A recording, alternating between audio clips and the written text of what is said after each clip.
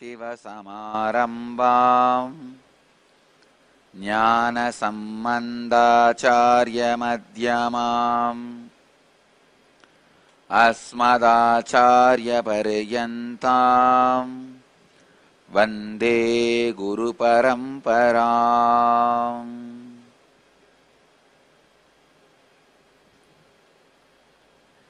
I welcome you all with my love and respects. From today, we start the Akashic readings from the cosmic archives about the important subjects of life. I wanted to say a few words about this a sudden new development. Yesterday Brahmacharis asked me, what is the difference between your regular satsang and the Akashic readings? Please understand, in regular satsang, I just utter the words what you want to listen. More sophisticated, polished, sweet to your ears, able to understand by your mind.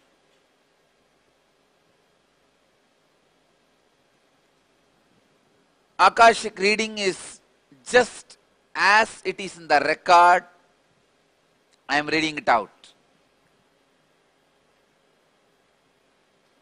In that, nobody is involved. Just the independent intelligence of the cosmos, the source of the creation, gives its expectations about your life, how the Creator feels the life should be, what for He created what He created, what for He is maintaining what He is maintaining, what for He is rejuvenating and refreshing what He is rejuvenating and refreshing. So in this, nobody is involved other than the ultimate superior, the source of creation. And please understand, these readings are uneditable, unalterable. They cannot be edited, altered, manipulated. This is a command I give for the Nityananda mission, Nityananda Sangha, forever, forever. These unedited versions of the original format of these readings should be made available to the whole world, free of cost, forever. Nobody has a right to comment on these readings. Nobody has a right to manipulate these readings. Nobody has a right to interpret, comment these readings. They are complete unto themselves. For anybody to live in tune with the cosmos, the Jivan Mukti, living enlightenment, does not need any special practice other than listening to these great readings again and again and again. When you listen to these great readings, naturally your negative logic is penetrated, broken, and these great truths settle in your inner space, and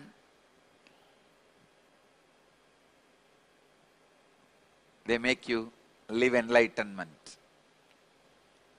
I know the power of the happening. Just now what is happening?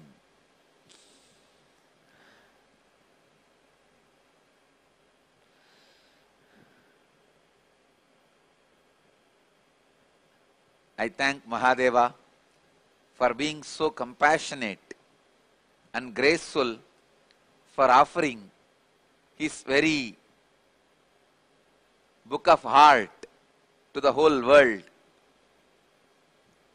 letting all of us to read his book of heart, what he keeps in his heart as the most sacred secret knowledge.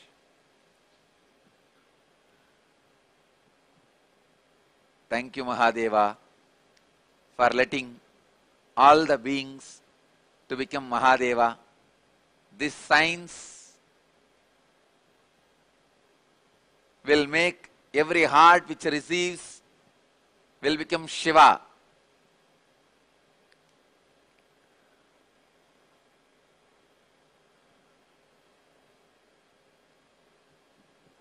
Rishi means the person who sees the mantras. Mantra means the words which shows the path to people and liberates people towards enlightenment. Shows path to the highest consciousness.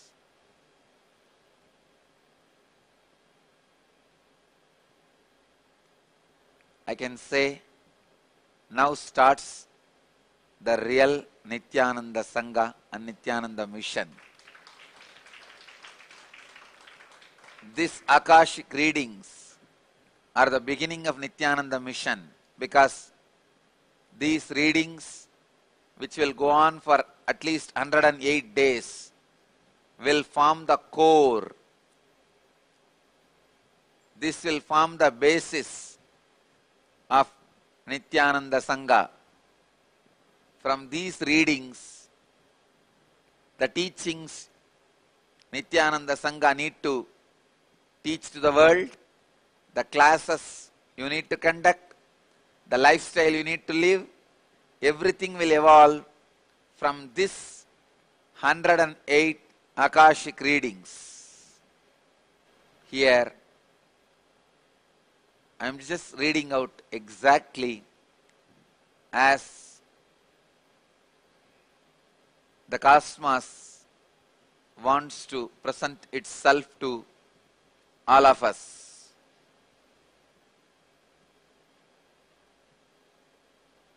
I promise there will not be any way, even the slight interpretation, interference, commentary, pollution, contamination from my side into these readings.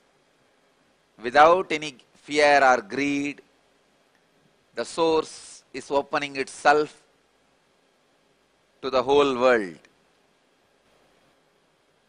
Nityananda should never be claimed as the author or speaker of these readings.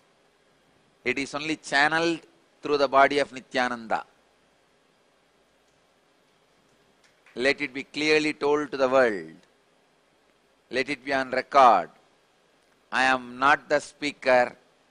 I am not the owner of these words. These words cannot be copyrighted. A pure, sacred secrets of the spiritual world.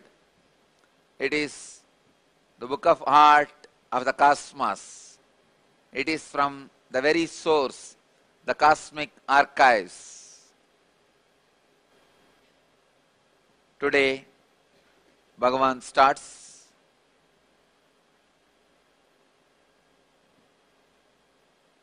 with the subject birth. Let him read out whatever he wants to read and utter. Then he will answer your questions also. So whatever Kalabhairava reads out in the morning will be the Shruti, the ultimate truths for life. Whatever he answers in the evening to your questions about direct day-to-day problems will be Smriti. living those great truths in your everyday situation, applying those great truths in your everyday situation.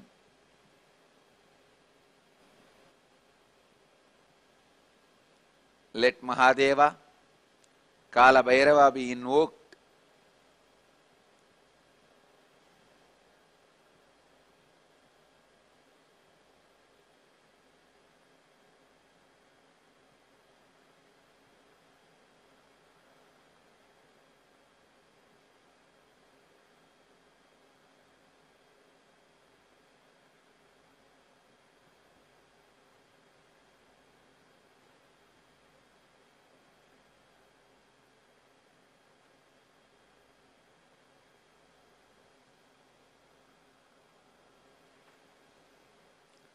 Shiva, Shiva, Shiva, Shiva, Shiva, Shiva, Shiva, Shiva, Shiva, Shiva. Shiva, Shiva, Shiva, Shiva, Shiva.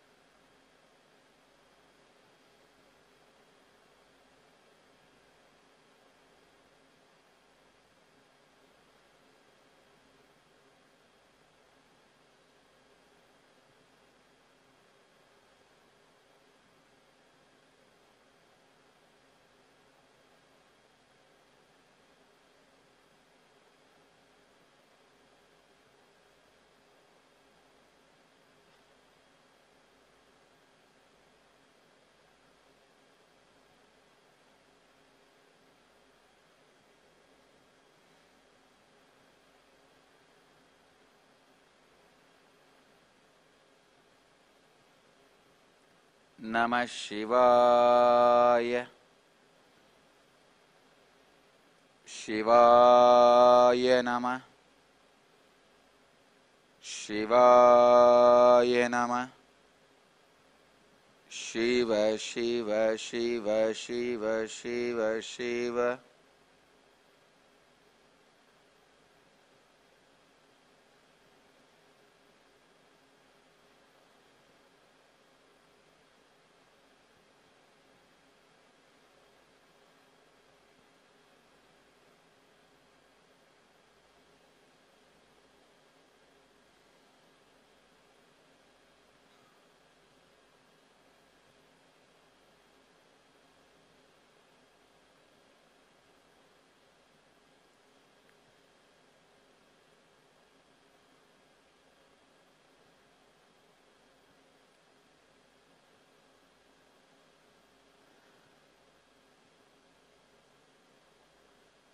This is the readings from the Akashic records about birth.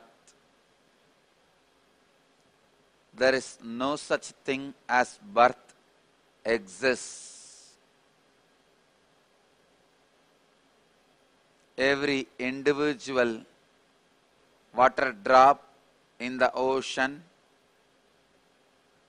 when it moves by its very innate intelligence, visualizes it is born and separated from the whole.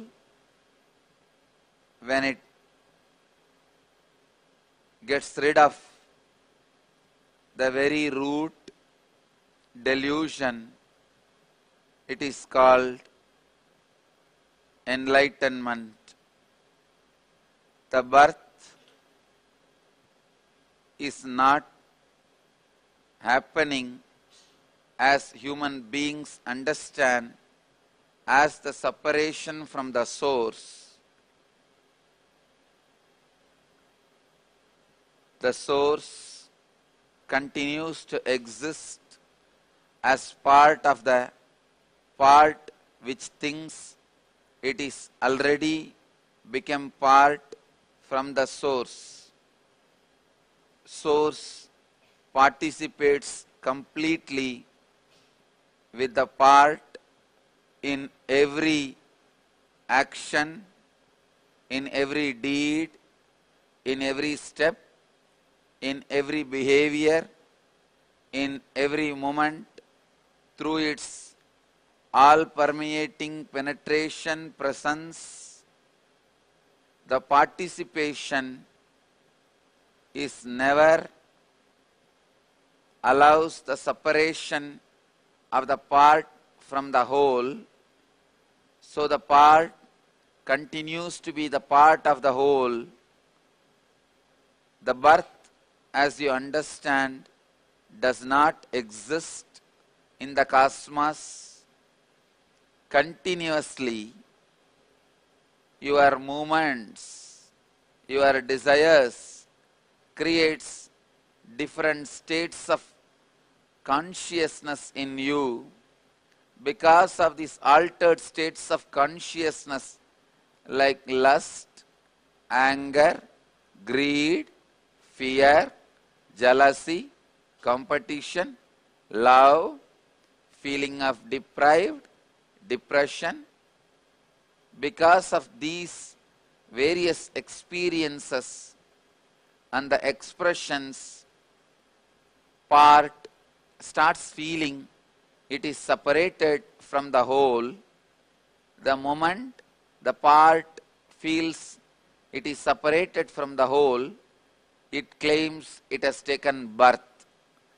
So, the birth actually does not happen as you think.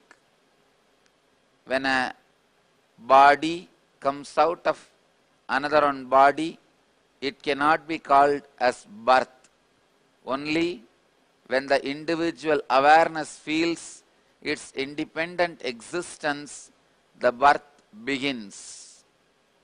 Birth is the beginning of the suffering, as the part forgets its source existence, connection and participation with the source. As the source relationship is forgotten by the part, the deluded suffering becomes the lifestyle from the moment of the birth. Birth cannot be considered as the separation of the body you are carrying from another one body which you call as mother, as this does not immediately inflict suffering into the individual part, because the individual part does not claim, feel, potent, participate in the concept that it is individual part. So, the truth exists as it is, even though the body is separated from the another one body which you may call as mother. The moment the individual consciousness feels the part is no more participating directly with the whole, that moment can be considered as birth. That moment indicates the individual's suffering beginning. It may get extended as long as that individual, that part, feels it is independent existence from the whole existence. When the part remains as the part, it continues to create various forms of conscious states, and the various forms of conscious states creates the kaleidoscopy experience of this world for that individual part. When the individual part realizes its mistake of remembering itself from the whole, it relaxes into the whole. That moment is called enlightenment. In this deepest form of the truth, O the souls which feels deluded, you are separated, you are moved away from the whole, come back, remember, in the form of breathing, in the form of heat, in the form of your body, in the form of the thoughts penetrating into your system from the space. I, the whole, continue to hold, support, feel, be part and participate in the existence and in the part of the existence, even though the part does not feel I am participating in your existence. I am the source, partner, part and whole of your very existence. Oh, dear souls who feel you have departed from the whole, relax from your delusion. Whatever you think as the distance between the source and you, it is just your thinking. The distance remains zero from the beginning of your journey, from and during the journey and till the end of the journey. Listen to this great sacred secret that will make you realize this great truth. Your birth has never happened as you consider your birth date. The birth is your imagination day, the day you felt you are separate from the whole. So relax from that imagination. The day is the day of your enlightenment. Whether the drop feels it is floating, swimming, drowning, dissolving or disappearing, the drop is always the part of the whole ocean.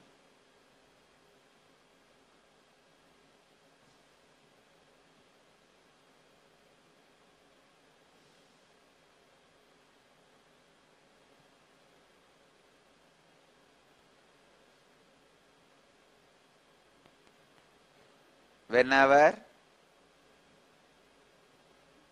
you accept the greed to experience different states of your own being, whenever you are afraid of different states of your own being, you create different states of consciousness to fulfill your fear or greed. That is what you call waking state, dream state, deep sleep state. The fourth state and the crisscrossing of all these four states, crisscrossing of all these four states creates 16 states, and above all, the ultimate state is Turyadita, beyond all these four. In that you experience you are always, you were, you are, you will be part of the whole. And this realization is a mandatory basic necessity for the every soul which started feeling out of delusion it is separated from the whole. The birth, as you think, never happens. It is just the different states of consciousness creating the kaleidoscopic effect and showing you the universe and the world in a different space, because the kaleidoscopic effect which you create attracts your attention so much by creating fear or greed. You forget to look into the first person and see you will ever remain as the part of the source,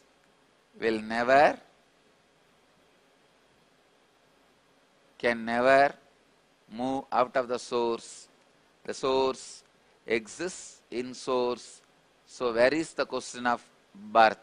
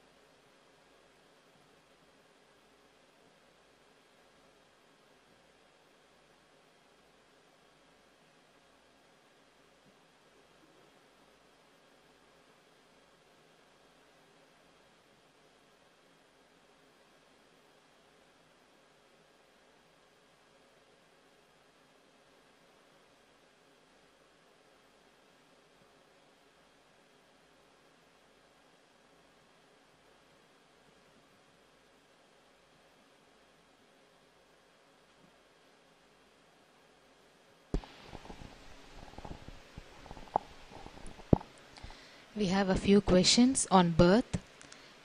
The first question is from Moksha Priyan from Bangalore. He is asking, Dearest Swamiji, why did the Creator make us forget our prarabdha during the birthing process? Would life not have been more in tune with the cosmic will if everyone remembered their prarabdha? Thank you. Creator did not even allow your birth. Your birth is your independent decision to rebel against the Creator, against the source, as your very decision to be born is against the will of the source. It is not the source which made you forget your prarabdha. It is your individual decision to deny every truth from the source. You just decided to deny the whole as completely. The part has decided to go against the whole and reject the whole completely, because it is your decision to shun away from all the truths of the whole. You decided to forget your prarabdha. Your prarabdha is nothing but the quickest, easiest, conscious experiences through which you can flow and reach the whole. And remember, you never were a separate part from the whole. So, it is not the Creator who made you forget your prarabdha. It is your strong, rebellious mind which decided to say no to the whole creation that made you Forget the prarabdha. Now, the more you accept the existence as it is, the more you accept the various kaleidoscopic experiences of different consciousness happens in you as it is, you will realize your prarabdha. This is the process Mahadeva wants to initiate all of you. I tell you all, by sitting for 21 days without moving from a place and witnessing all the different states of consciousness happening in your body and mind and inner space, you reach a space where prarabdha becomes seen, perceived, experienced directly by you.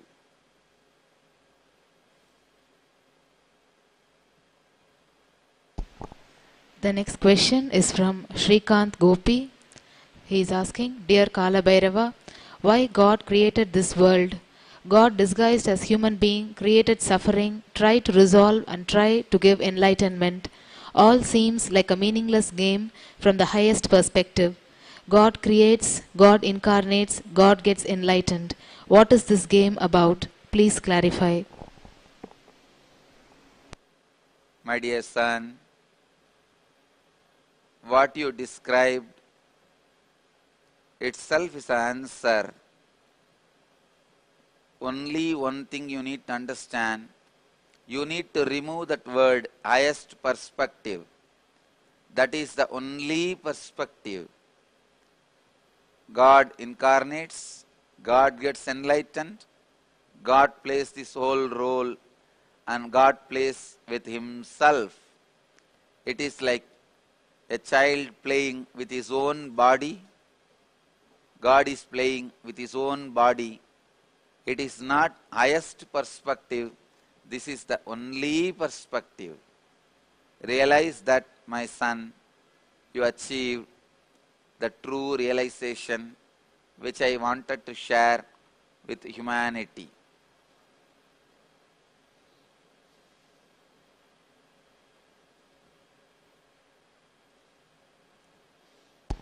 The next question is from Ma Atma Niranjani from Chennai. She is asking, we are sending these questions as the answers to these will have a deep relevance to pregnancy care program. We would love Swamiji to speak on what happens when a pregnant lady seeks the blessings of an enlightened master. This would be of great help in bringing down enlightened souls. Thank you.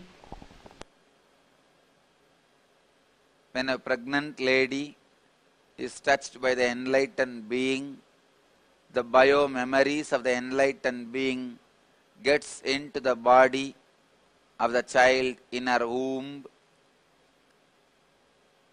The umbilical cord is the part of the body which is built with more percentage of emotion and less percentage of flesh and blood. As this part is built with more percentage of liquid emotion, less percentage of solid flesh and blood, the energy received in our body by the blessing or the touch of an enlightened being directly goes and gets stored in the bio-memory of the child. When the child's bio-memory is stored with highest truth and the true remembrance of its eternal oneness with the existence, it attracts a soul which never feels itself as separate from the whole. As it never feels itself separate from the whole, the part continues to be the part of the whole from the beginning, it does not feel separate and grows, expressing its whole consciousness as Jivan Mukta. The next question is from Sri Nityananda Prabhananda. He is asking, what is the difference between soul leaving from one body to another body by yogic powers and taking birth as a newborn baby? How a baby chooses to express his or her feelings through particular action like crying and laughing. Why should it not laugh for sorrow and cry for happiness? Thank you.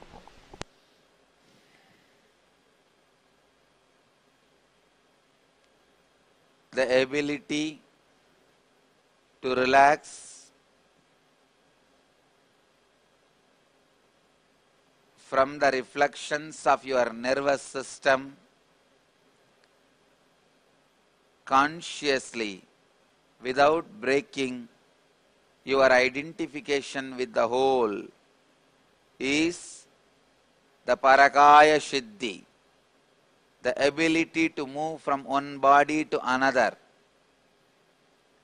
The ability to move from one body to another can be used while you have one body, entering into another one body and coming back to the same body which you left.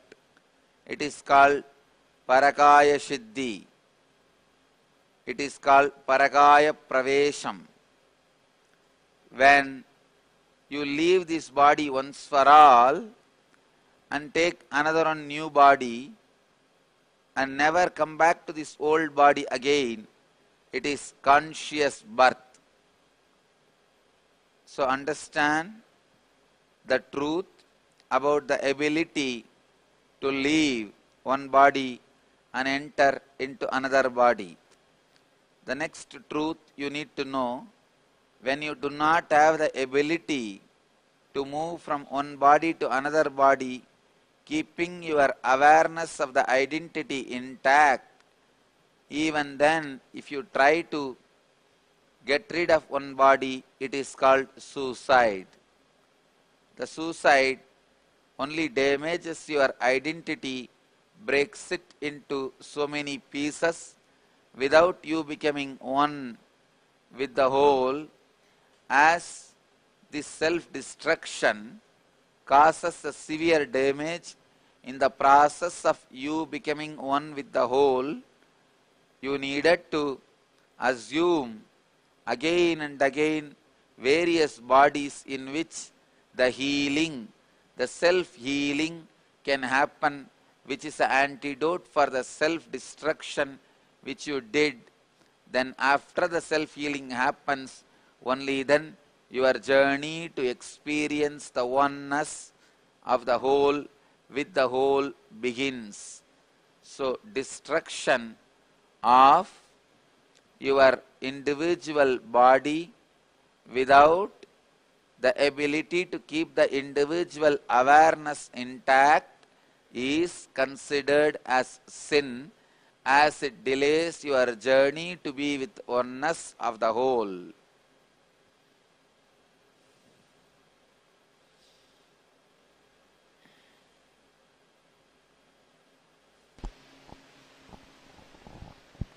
The next question is from Janani from Singapore.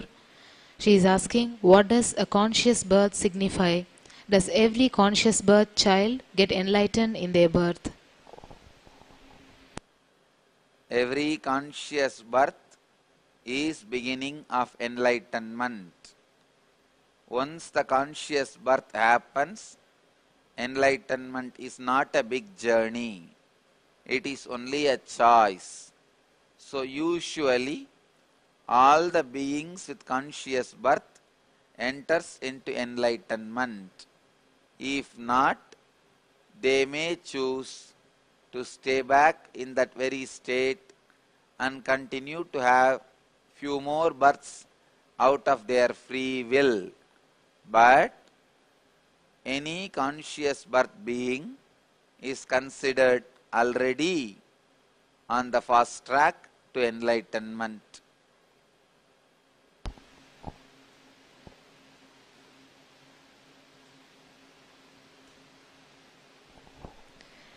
The next question is from Ma Nitya Ramya from Singapore. She is asking, Nityanandam, why does a soul take a conscious birth?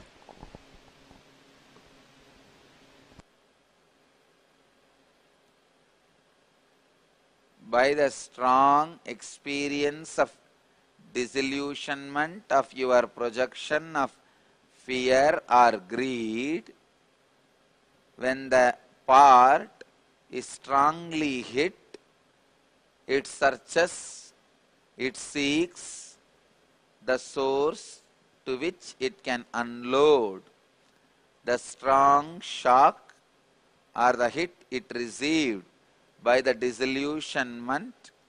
When it turns towards the source to unload its stress and the difficulty due to the disillusionment, it suddenly remembers its source, and the moment of remembering your source and coming face to face with the whole, you remember the secret of your birth, as birth does not happen at all. The moment you remember the secret of your birth, whether you change the body or not, you are conscious birth.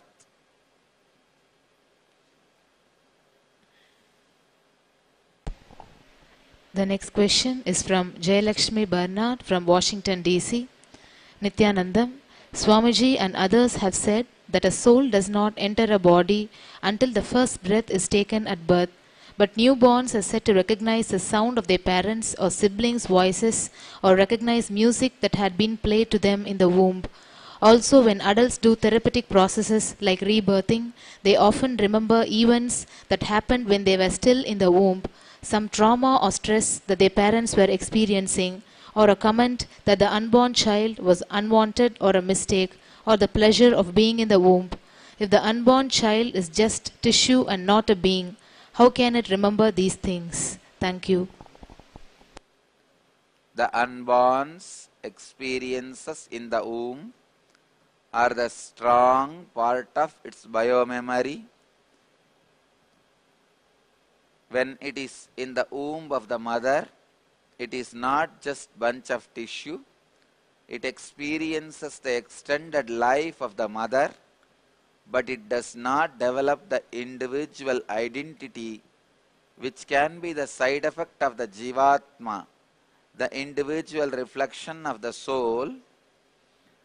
The individual reflection of the soul itself enters only when the child comes out of mother's body, as two individual reflection of the soul cannot exist in one body. Only after the separation, the individual reflection starts happening in his own body. He remembers whatever was recorded in his biomemory during the period his body was existing as the extension of his mother's life. It is just exchange of life in one body.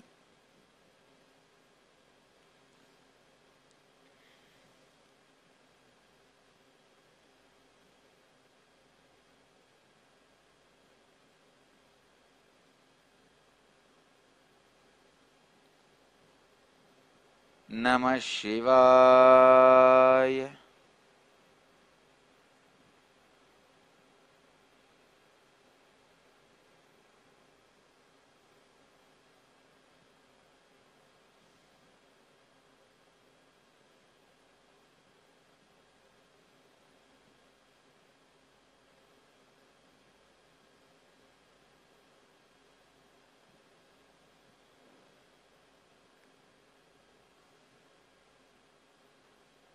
I bless you all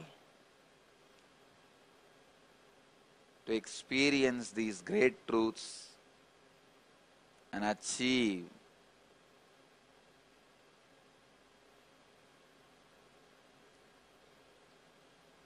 the eternal bliss. Nityananda.